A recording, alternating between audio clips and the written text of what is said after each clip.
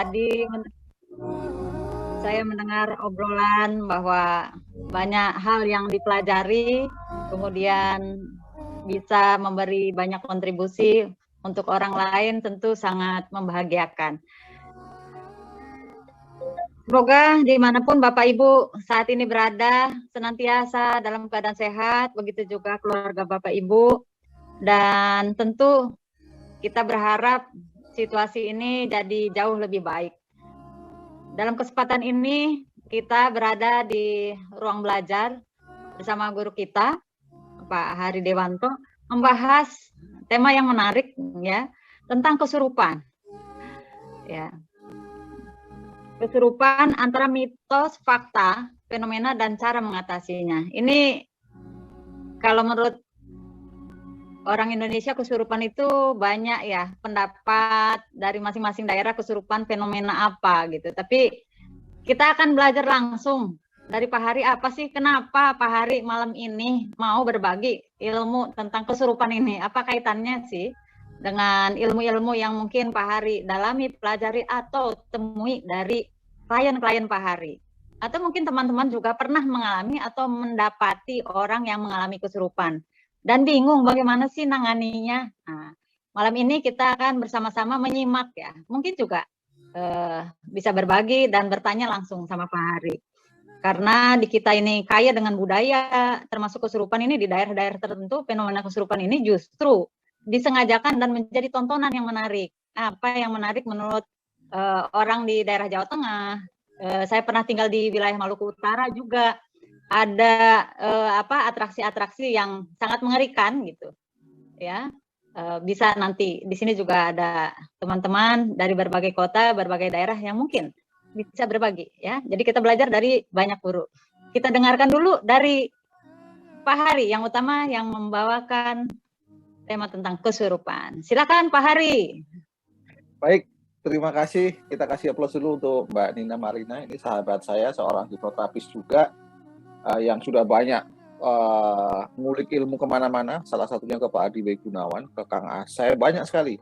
Sehingga saya sering ngobrol-ngobrol juga dengan Mbak Nina ini. Maka saya minta malam ini untuk ya nemenin saya lah, supaya nanti kalau ada yang nanya, saya juga bisa ngejawab ya.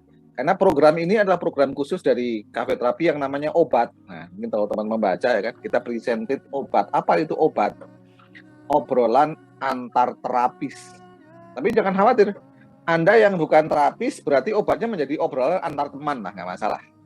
Karena memang kenapa saya mengangkat materi ini ya, mengangkat tema ini, karena ini sangat menarik sekali bagi saya pribadi dan bagi beberapa sahabat yang di luar sana gitu ya.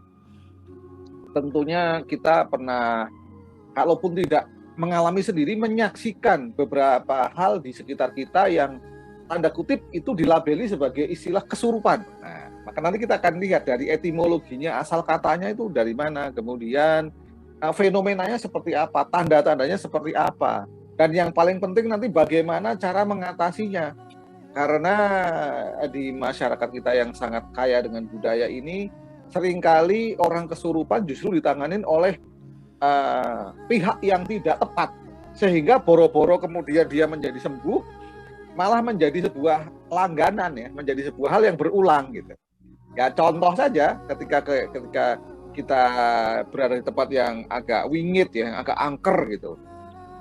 Kalau yang dipanggil adalah orang yang penuh dengan tanda kutip sisi keangkerannya, ya dukun gitu ya, maka dia akan membawa menyan segala macam yang konon kabarnya itu adalah makanan dari para jin setan itu, sehingga justru orang tambah yakin bahwa dirinya kesurupan gitu.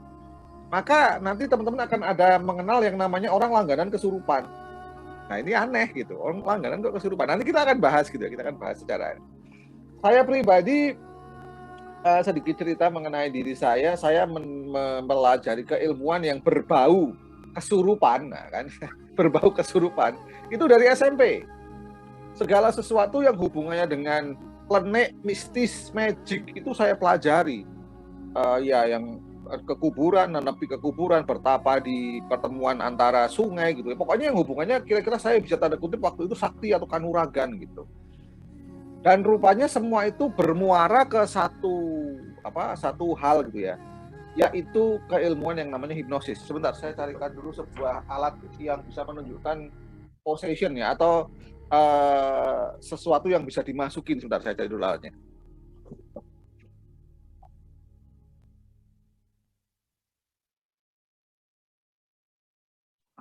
Yang tahu Aikido tahu juga di sini ada juga, di sini titik sini yang sakit. Tapi kalau nggak tahu ya yang ini yang gampang. Atau di kaki juga ada yang sakit. Jadi bukan jempol, karena kalau jempol dipencet, sepencet jempol itu malah enak kayak dipijitin. Cari yang tadi. Atau ya bikin dia agak malu. Saya pernah ya anak SMA gitu. Ya orang kesurupan kan dia jengang-jengang nggak karuan kan. Sambil dibisikin. Nah, kita bisikin aja pura-pura. Dek, celana dalammu kelihatan tuh, Dek. Nggak malu kamu. Gelagap dia langsung tarik nafas. Kenapa bisa begitu? Karena tadi rasa malu itu kembali ke saya dan akunya akan cepet untuk nggak nyaman. Ini sesuatu yang nggak nyaman. Apalagi yang bisa kita lakukan?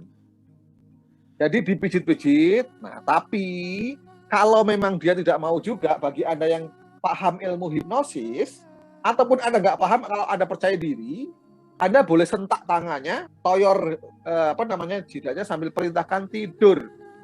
Dia akan tidur. Karena dia sedang dalam kondisi trance. Nah, kalau sudah tidur, baru nanti dikasih sugesti. Atau kalau saya kadang-kadang diminta tolong begitu, tangan saya basahi dulu kalau ada air es, kemudian saya raupin wajahnya sambil saya bisikin begini. Mbak, Dek, Mas, Pak, Anda adalah pengendali diri Anda sendiri, bukan makhluk lain, bukan orang lain. Maka kendalikan diri Anda sekarang, tarik nafas 1, 2, 3, sadar. Kalau itu nggak berhasil, ya tadi pencet, nggak berhasil suruh tidur untuk menenangkan kan diri. Nah, sampai sini dulu. Adakah yang pengen ngobrol atau mungkin pengen bertanya tentang sesuatu mengenai orang yang sedang kesurupan dan bagaimana cara menanganinya? Macet. Waktu kita udah lewat. Silakan, siapa mau duluan? Saya mau Pak Hari. Ya. Saya Pak Hari. Ya, mau sharing sedikit ya. Boleh. Sebentar. Ini siapa? Oke. Udah. Ya. Tadi Pak Hari sempat menyebut beberapa ya fenomena terkait dengan kesurupan, termasuk dengan bambu gila gitu. Ya. Kan saya pernah tinggal di Kepulauan Tidore dan Ternate. Kalau Bu Amnah masih ada, tahu lah ya. Jadi pernah satu hari Bapak dengan beberapa pejabat di daerah adalah atraksi bambu gila. Kemudian Bapak mempengaruhi yang sama-sama pegang nggak jadi gitu, nggak pengaruh gitu. Akhirnya kan nggak biasanya kan kalau orang terpengaruh terombang-ambing kan, seolah-olah bambu itu punya kekuatan. Karena Bapak figur otoritas mengatakan itu tidak terjadi. Diganti bambunya, tetap aja nggak jadi, nggak gitu. Akhirnya sampai heran-heran, sampai dianggap wah ini Pak Danin punya kekuatan apa nih, bilang gitu. Dan satu lagi kalau di Tidore, saya pernah gini, satu peristiwa lewat di depan rumah, itu kan di sana itu suka ada tradisi, katanya bilangnya manggil jin dari laut. Ya, ada fenomena seperti itu. Saat melintas, tangan teman saya rasa sakit. Ada dia bisa merasakan energi-energi tertentu. Bahkan waktu ke benteng di Ternate itu kan banyak benteng ya, peninggalan Portugis.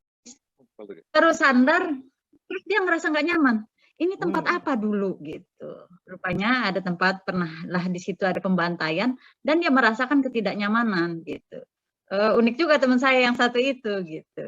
Jadi sama dengan ini, ada juga badebus. Kalau orang Banten debus ya. Kalau di sana badebus. Pakai benda-benda ya dari besi ditusuk-tusuk gini, kita ngelihatnya ngeri gitu. Taji besi, tapi Bu, memang taji besi. Menarik. Iya. Tuh, Bu Amnah yang tahu ya. Nah itu udah hal yang biasa gitu. Mungkin buat tamu orang asing itu menarik. Tadi satu lagi, Pak Hari cerita soal ini nih. Pak, saya punya. Oh, singing ball. Ya. Ya, singing bowl. Ya, ini Ya, menarik gitu. Jadi ya asik lah. Malam ini banyak dapat nih dari Pak Hari. Mesti diulang lagi nih, tonton lagi nanti rekamannya belajar. Terima kasih Pak Hari. Siap, terima kasih Mbak Nina. Jadi teman-teman, for your information, jadi suaminya Mbak Nina ini seorang aparat dengan pangkat yang lumayan tinggi. Jadi ya otoritasnya luar biasa ketika kemudian beliau bersama dengan anak buahnya memainkan bambu gila dan beliau mengatakan nggak ngefek, ya nggak ada yang berani. Ini kan sama kayak stand up komedi sedang stand up di markas Kostrad gitu ya. Maka itu kalau nggak komandannya bilang tertawa, nggak ada yang berani tertawa. Selucu apapun nahan. Jadi kita harus jaga. Maka ketika saya pernah diundang ke markas tentara di Bandung di Hisfarsi ya, jadi dia tentara tapi bagian ngurusin apotek gitu ya. Itu yang saya hipno pertama kali komandannya. Dengan cara dari awal saya ajak ngobrol panjang lebar karena dia religius, saya gunakan religiusitas saya. Begitu komandannya terhipnotis, yang lainnya ada yang berani. Nggak tahu pura-pura atau enggak, pokoknya semuanya ikut. Nah itu kata kunci sebenarnya, mau kesurupan ularnya begitu. Terima kasih Mbak Linda atas sharingnya. Di chat kayaknya ada yang bertanya, bagaimana jika kesurupan jin beneran? Bagaimana solusinya? Kata siapa Bu Dewi itu kesurupan jin beneran? Dari mana Anda tahu bahwa itu kesurupan jin beneran? Itu pertanyaannya. Tapi nanti saya kasih tahu. Ya kan? Tapi coba nanti dijawab dulu.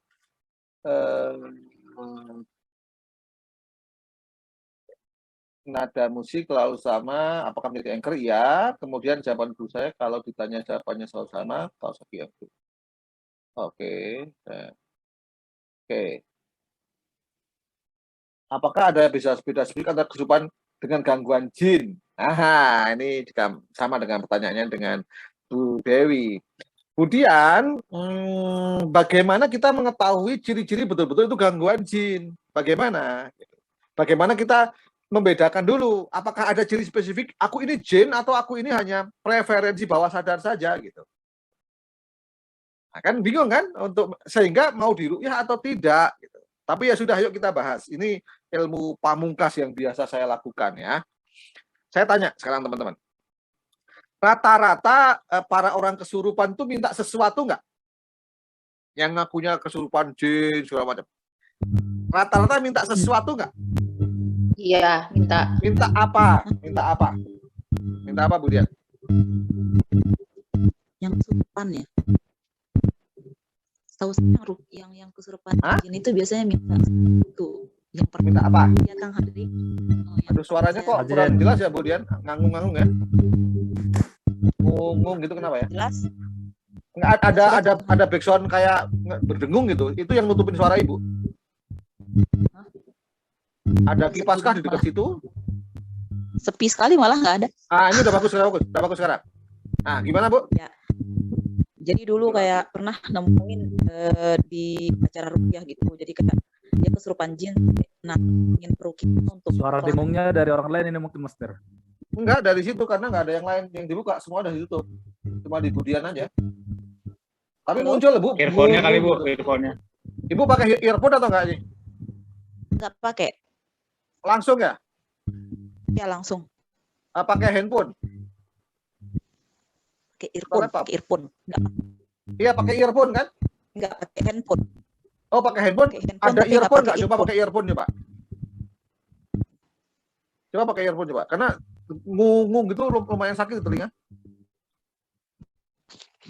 Coba pakai earphone dulu coba. Mana Kang? Sekarang udah kedengeran? Nah itu udah tuh, bagus. Oke. Yang pernah saya alami itu, yang saya pernah lihat dulu itu kayak kalau yang kerasukan jin itu dia kayak nantangin kelahi gitu loh Kang. Ya. Ngajakin kelahi gitu, ayo saya keluar kayak gitu.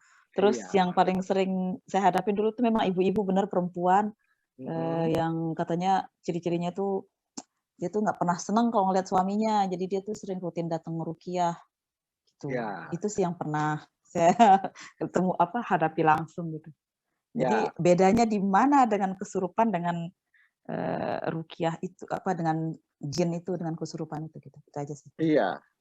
Ya, terima kasih Budian atas pertanyaan yang sangat menarik dan penting ini. Jadi kalau bagi saya sendiri dan para praktisi psikologi modern, tetap kita tidak mempercayai itu jin.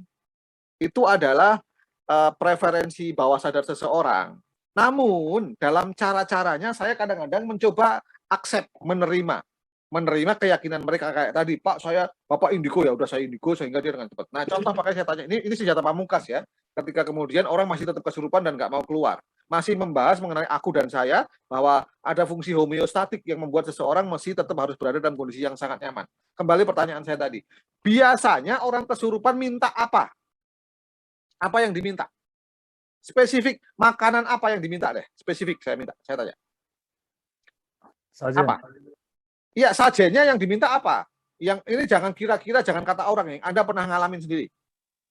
Kopi. Bunga, yakin? Kalau bunga saya nggak yakin, tapi masih oke, netral. Kopi saya setuju.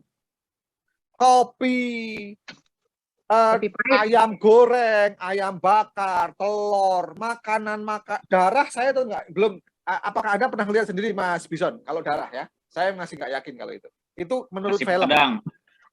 Nasi Padang, makanan-makanan enak, dan dia bisa menghabiskan sampai 2 piring, 3 piring nasi Padang. Ya memang karena lemas gitu ya, itu masuk akal gitu. Nah, apakah boleh kita memberikan makanan-makanan itu? Karena kan biasanya tadi kita nego, betul ya Budian, kadang kita nego ya. Saya keluar kalau saya minta burger lengkap, punya Burger King gitu. Saya minta kopi ya, mungkin ada tambahan sedikit supaya masuk akal, bunga. Karena kalau bunga mungkin bunganya nggak dimakan tapi diminta saja. Karena bunga dimakan pun masih bisa dimakan sama dia. Tapi kalau sampai darah saya nggak yakin, kecuali Anda memang mengalami sendiri. Kalau film segala macam jangan digunakan. Rata-rata adalah sesuatu pemenuhan kenikmatan yang bisa dinikmati oleh orang ini. Benar nggak? Dupa masih bisa, karena wanginya masih didapatkan. Ya, tapi rata-rata adalah sesuatu yang memang bisa dinikmati. Alasannya, kalau nanti sudah dikasih makanan itu, kemudian baru mau pergi. Tapi rata-rata biasanya setelah dikasih makanan tetap nggak mau pergi. Kenapa? Dia berharap dapat makanan enak lagi. Maka daripada, ngapain gua pergi? Kalau gua pergi nggak dikasih dapat makanan enak lagi. Minta rokok. Ya pokoknya yang enak-enak. Tidak mungkin non perokok minta rokok. Pasti yang perokok yang minta rokok. Gitu. Sampai sini apakah setuju teman-teman? Betul? Ya, betul ya? Betul. Oke, Ya. nah Setuju. pertanyaan, Pernah Pak Ari. Yes. Pernah waktu Bapak kehilangan motor, menghadirkan media dan dia mintanya kopi sama rokok dan motornya ketemu. Nah iya, yang diminta yang enak-enak, nggak mungkin tadi minta darah, minta yang ayam mentah, nggak mungkin. Pasti yang masih enak dimakan gitu. Nah, padahal kalau teman-teman, jadi contohnya begini, ini senario ya, ada seorang anak, ini saya namain seorang anak perempuan tadi, si Bunga tadi, dia kesurupan. Orang tuanya udah ketakutan karena ketawa-ketawa nangis tiba-tiba minta burger segala macam ya, yang enak-enak, dan sebenarnya mau diturutin sama dia. Saya bilang, Bu, anak ibu kenapa? Kesurupan jin Pak Hari. Oh, ibu yakin perilakunya dia Bunga nggak biasa begini, gini. Dia ujian, iya ujian tadi pulang-pulang juga begini. Oh ya sudah, saya nggak perlu ngejelasin panjang lebar. Saya cuma tunjukkan sebuah hadis. Ya, saya tunjukkan sebuah hadis. Ini dia. Bu, kalau anak ibu kesurupan jin, salah kalau ibu memberi makan rokok, roti, burger, Sprite, Coca-Cola, salah. Kenapa salah? Menurut Bukhari ini, jin itu makanannya adalah kotoran dan tulang. Nah, jadi perhatikan ini dasar hukum yang sangat kuat. Karena dia makanannya kotoran dan tulang, maka dia hanya akan pergi kalau dikasih makanan tulang atau kotoran. Sekarang coba cariin ada tai ayam nggak, tai kucing ada nggak. Kalau nggak ada ya tai manusia nggak apa-apa. Itulah makanan kesukaan mereka. Ngomongnya begitu keras sehingga si Bunga dengar. Nah, yuk perhatikan. Tadi ada aku, ada saya, ya. Aku lagi di atas menguasai supaya enak terus, supaya nyaman. Saya sedang sembunyi. Ketika saya ngomong keras-keras, cariin tai ayam, tai kucing, kalau nggak ada silakan siapa orang beol dikit 1 sendok kasih saya. Untuk apa Pak? Itu makanan jin. Dia suka dikasih itu. Bunga dengar nggak kira-kira? Dengar. Ngobrol nggak aku dan saya? si saya kan, aku, kita mau dikasih tai, kurang ajar tuh dukunnya itu. Yang lain ngasihnya enak-enak, dia ngasihnya tai. Gimana? Kalau begitu aku harus cepat sembunyi. Kalau aku nggak cepat sembunyi, kita dikasih tai. Maka 1, 2, 3 sembunyi. Nah, saya naik lagi. Maka si bunga kejap-kejap langsung. Belum dikasih tai, baru diacam tai, dia langsung, ada apa mah, ada apa mah? Aku di mana mah? Modus. Nah, ya kan? Jadi sesederhana itu saja. Pak, kalau di Tai war dia belum mau, sudah ditakut-takutin tai dia belum mau, bagaimana? Deketin ke hidungnya. Ini kalau nggak, ini cium nih bau makanan kesukaanmu wahai jin, nih taruh ke hidungnya, bau-bauin. Kan? Dia belum mau juga sadar masukin ke mulut. Sederhana. Pak, racun, siapa bilang tai itu racun? Tai itu protein. Air kencing, tai itu protein. Masalahnya mau nggak ada makan. Sederhana, teman-teman. Itu senjata pramuka saya. Biasanya belum sampai saya cokol itu udah sadar. Ibunya nggak terima. Bu, ini hadisnya, Bu. Ibu kok nggak percaya sama saya sih? Nah, ini sekalian menjawab pertanyaan Bu Dian sama Bu Dewi. Untuk membuktikan betul jin atau enggak. Kalau dia betul jin, dia akan mengunyah tai itu dengan nikmat, Bu. Kalau dia betul jin. Karena makanan jin adalah tulang dan tai. Tapi kalau mau nyoba, jangan tai dulu, tulang dulu ya nggak apa-apa. Kasih tulang dikunyah-kunyah kan. Oh itu jin tuh. Sekalian tainya ya. Muntah sadar ya. Berarti bukan jin gitu aja. Simple teman-teman. Itu sederhana itu. Sederhana banget ya Allah. Ya. Tahu. Kalau makanannya tai, maka minumannya apa? Air Darah. kencing. Bukan darah dong. Air kencing. Sebot, air kencing. Biur, makan petai dulu yang banyak, kencing biur. Kalau sadar bukan jin. Kalau diminum ya jin gitu aja. Nah kalau sudah jin benar ya panggil Pak Ustadz. Udah. Selesai masalah teman-teman. Itulah sharing saya malam ini. Kalau besok ada yang mau ikut NLP, ayo nanti diajarin ilmu yang lebih keren lagi. Saya bikin kelas besok 5 hari NLP basic. Ada yang mau bertanya? 2 pertanyaan silakan. Aman kan? Sebenarnya saya 2 jam lebih ini cuma mau ngabarin kalau ada orang kesurupan cokolin tai, cuma itu aja selesai. Sana. Aduh, panjang-panjang, coba itu aja kesimpulannya. Ya, kalau nggak panjang nggak ada. Satu lagi. Ada psikologis, ada medis, nanti teman-teman masih ngeyel. Sebenarnya sederhana itu. Tapi kadang mereka muntah lah, Kang Hari. Kalau di ruqyah itu kadang mereka muntah. Dikasih tai nggak? Enggak sih. Nah, iya, kasih tai dulu. Banyak gitu. Udah, senjatanya udah tahu sekarang. Banyak orang salah kaprah katanya kalau sudah muntah jinnya keluar. Nggak ada jin. Iya, betul. Pokoknya kalau dikasih tai dikunyah, ya itu jin. Nah gitu ya, saya ngasih jelasnya gitu deh. Apa tandanya itu aja. Sederhana kan? Siap. Iya, jadi bacaan doa segala macam itu setelah dikasih tai dikunyah, bacain doa. Ayat kunci. Kalau dikasih tai aja udah muntah, udah sadar, udah. Sederhana kok. Jadi mohon maaf ya, saya ngajak teman-teman ngobrol 2,5 jam demi menaikkan harga tai. Siapa yang kerja tadi? Hati-hati, tai bisa naik. Iya, bisa meningkat katanya harganya. Oke ya, semoga bermanfaat teman-teman. Sudah nggak ada pertanyaan, saya kembalikan ke Mbak Nina. Silakan, saya mau makan tai. Saya mau makan nasi. Iya, terima kasih Pak Hari. Ya Mbak Cinta. Ya, silakan. Iya, ini saya mau nanya. Ada saudara saya gitu ya. Jadi dia itu ngilmu lah ya gitu, nggak tahu ngilmu apa. Jadi kalau misalnya dia sudah berkelahi gitu ya, adalah yang berantem gitu sama dia. Jadi si abang ini berubah gitu, jadi macan, udah ngaum-ngaum, terus tangannya itu udah kayak nyakar-nyakar gitu ya, mukanya udah pokoknya udah kayak macan gitu. Jadi kan lawannya jadi ketakutan gitu, jadi nggak jadi berantem. Dan itu gimana ya Om Hari? Gitu penjelasannya. Terima kasih. Cariin tai kucing, udah selesai.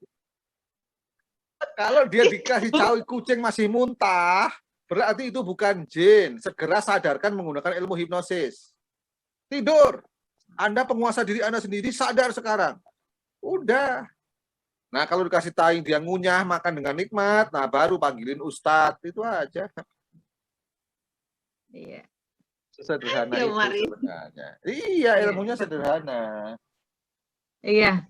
waktu kita udah hampir masuk pukul 10 malam, waktunya istirahat. Bagi teman-teman yang masih penasaran, mungkin ada pertanyaan atau ada yang belum muncul pertanyaan, nanti setelah mengingat kembali, besok barangkali baru muncul pertanyaannya, silakan tanya langsung sama Pak Hari. Dan ini pembelajaran yang menarik malam ini, kita bisa dapat hal-hal yang awalnya kayaknya banyak dijelaskan ya, menurut fenomenanya ini itu ternyata ujung-ujungnya hanya tai ya. Dan tulang ya, walau begitu tapi ini akhir yang apa ya, aduh ini bikin kita tertawa semua ya. Mudah-mudahan ketika mengingat atau peristiwa itu ya langsung nyantel dengan Pak Hari. Oh iya, ingat itu apa caranya untuk mengatasi. Kalau itu sih apa jin atau bukan ya, kuncinya itu dua tadi ya. Iya. Terima kasih teman-teman dan Pak Hari yang sudah berbagi dengan kita, meluangkan waktu cukup panjang. Semoga apa yang disampaikan malam ini menjadi berkah buat kita semua, ilmunya bertambah, pengalamannya bertambah, dan ketika mendapati orang-orang yang mungkin mengalami fenomena tersebut, kita tidak lagi apa ya panik lain sebagainya, karena tadi sudah diberitahu bagaimana caranya. Ya, oke. Amin semua. Nanti video silakan tonton di YouTube ya. Lihat di YouTube di Cafe Terapi Official. Mungkin dalam 1-2 hari ini udah akan saya tayangkan setelah diedit. Buka, jadi bukan untuk publik semua. Boleh semua, boleh nggak di unlisted. Jadi mau dibagikan kemana-mana silahkan. Ya tadi supaya harga tai naik itu aja. Iya. Untuk pembelajaran lainnya boleh dicek di bulan ini yang terdekat tadi sudah disampaikan ya. Ada NLP bagi yang ingin ikut, boleh langsung hubungi ya ke Pak Hari atau memang yang sudah tergabung di grup silahkan. Terima kasih banyak untuk semua. Ada Hypnosleep juga Mbak Nina nanti tanggal 2 berapa ya? Hypnosleep itu tanggal 12, tanggal 11 NLP Parent Talk itu cuma 125 ribuan. Ya, jadi Parent Talk itu bagaimana kita bisa berkomunikasi dengan anak kita. Kalau Hypnosleep kita menghipno mereka ketika sedang tidur. Meski Anda yang belum pernah belajar hipnosis pun tetap akan bisa melakukan supaya bisa mengubah perilaku anak Anda. Nah, kemudian ada L1, L2 hipnosis juga, itu offline di Bogor. Tanggal berapa itu? 18, 19. Kemudian Selling with Happiness itu hipnoselling tanggal 29, 30. Cek di cafeterapi.com aja. Iya. Nah, teman-teman, barangkali punya teman ataupun keluarga yang ingin belajar hal-hal yang mungkin selama ini menjadi persoalan atau masalah, bisa jadi jauh. Mudah-mudahan bisa membantu, ajak orang untuk belajar. Kebaikannya pun kita akan dapat, insya Allah. Demikian teman-teman. Belum foto kita, belum foto. Warahmatullahi. Waalaikumsalam. Oh, iya. Ayo foto dulu. Ya, waalaikumsalam warahmatullahi wabarakatuh. Tangan tai bagaimana? Tangan megang tai bagaimana? Bau, pegang hidung. Pegang hidung ya? Hidung gini Pak Hari. Pegang hidung. Saya nggak bisa, saya harus moto. Oke, ada dua halaman. Jadi halaman pertama silakan pegang hidung. Pegang hidung, bau. Ya, mohon maaf yang pada kecewa ya endingnya kok cuma begini gitu ya. 1, 2, 3. Tapi powerful, ilmu ini powerful karena saya udah praktekin kemana-mana. Oke.